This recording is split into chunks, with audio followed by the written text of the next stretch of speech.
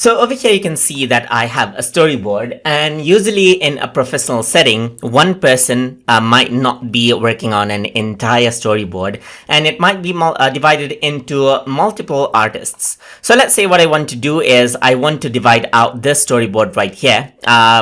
into let's say two parts. One like let's say before this panel, and then that is one up till this panel right here, and then one like after this panel right here. So I'm just going to go around and select out the middle panel right here, and then go to file right here, and then go to project management, and over here you can see that split is an option. So once you go around onto split, you can see that I can export before the selected panel right here and include the selected panel over here as well on either like this one or this one right here, and you can go around and select out a location where you want to save this. So I'm just going to go around right here and say part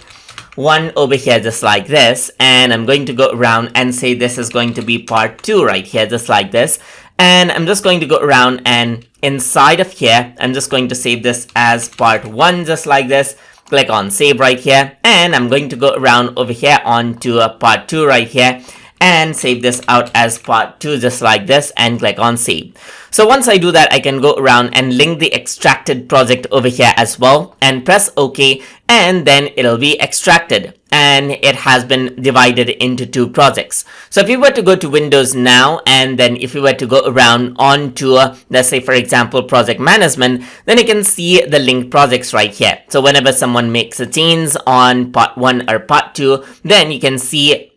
the change right here, and you can refresh every 10 minutes so that it shows up the update over here as well. And that is how you can split the files, that is Toon Boom Storyboard files, into more than one projects, and then keep track of them just like this. So I hope you guys learned something as always, and as always please like, comment, share and subscribe.